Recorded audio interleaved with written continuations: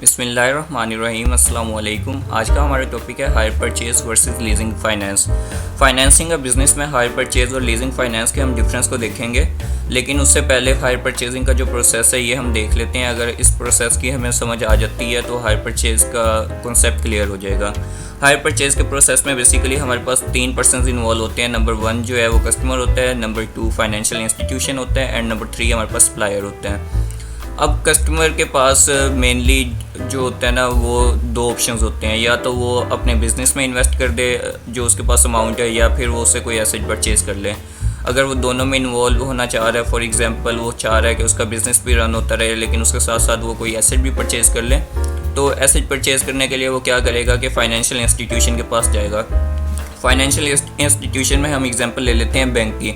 Bank जो है वो लोन पे कार लेके दे रही है, इसको कस्टमर को नीड है एक कार की, तो वो फाइनेंशियल इंस्टीट्यूशन के पास आता है और वो चाहता है कि उसे एक कार अवेल करके दें। तो उसके लिए वो क्या करेगा, कस्टमर जो है वो एग्रीमेंट करेगा फाइनेंशियल इंस्टीट्यूशन के साथ।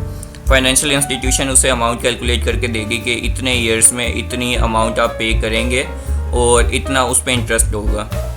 वो सारी एक कैलकुलेशन करके दे देगा कस्टमर को। कस्टमर अगर सेटिस्फाई होगा तो कस्टमर क्या करेगा, कुछ इनिशियल डिपॉजिट जो है वो फाइनेंशियल इंस्टीट्यूशन को करवा देगा, नंबर 2। और उसके बाद नंबर 3 पे क्या होगा कि फाइनेंशियल इंस्टीट्यूशन जो है बैंक, वो क्या करेगा कि जो उसका सप्लायर है, अब फाइनेंशियल इंस्टीट्यूशन के पास तो कार नहीं होगी, ज़ाहिर बात है उसने आगे जो शोरूम वाले हैं उनसे ले के कस्टमर को देनी है।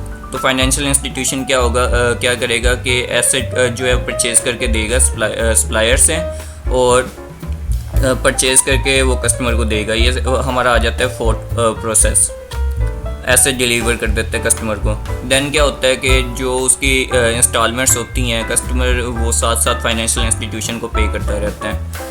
Regular payments made over time, for example अगर 2 ईयर्स के लिए है, 1 ईयर का टाइम है, तो उसमें जितनी भी इंस्टॉलमेंट्स उसकी होंगी जो उसने अमाउंट कैलकुलेट करके दी होगी, उसके अकॉर्डिंग वो हर मंथ या हर ईयर जैसे ही उनका प्लान बना होगा उसके अकॉर्डिंग वो इंस्टॉलमेंट्स पे करता रहेगा। तो इसे बोलते हैं हायर परचेजिंग प्रोसेस। अब इसके डिफरेंस को देख लेते हैं, हायर परचेजिंग और लीजिंग में क्या डिफरेंस है। हायर परचेजिंग में क्या होता है कि कस्टमर जो होता है वो एसेट के लिए इंस्टॉलमेंट्स पे कर रहा होता है over N agreed period. For example अगर उनका 6 मंथ का टाइम है या वन ईयर का टाइम है, तो उसमें जो कस्टमर है वो इंस्टॉलमेंट्स पे करता रहेगा। लेकिन लीजिंग में क्या होता है, लीजिंग में ये होता है कि एक पार्टी जो है वो एसेट बाय करती है फॉर अ स्पेसिफिक टाइम के लिए, उसके ओनर बन जाती है एंड उसकी जो स्पेसिफिक अमाउंट होती है वो पे कर देती है सेकंड पार्टी को। तो इससे क्या होता है कि जो फर्स्ट पार्टी है वो उसकी ओनरशिप उसके पास चली जाती है उस टाइम के लिए, जितना टाइम के लिए उनके दरमियान वो कह सकते हैं हम कि एक डील हुई होती है। उसके बाद हायर परचेजिंग में सेकंड प्रोसेस क्या है कि इसमें जो डाउन पेमेंट है ना, डाउन पेमेंट इसमें रिक्वायर्ड होती है। लाइक जो इंस्टॉलमेंट्स की हमने बात की थी कि हर मंथ या हर कुछ टाइम के बाद या स्पेसिफिक टाइम पीरियड के लिए उसको इंस्टॉलमेंट्स पे करनी होंगी, उसे हम डाउन पेमेंट बोलते हैं। लेकिन लीजिंग में डाउन पेमेंट रिक्वायर्ड नहीं होती, इसमें एक ही दफ़ा में जो अमाउंट है वो पे करती जाती है।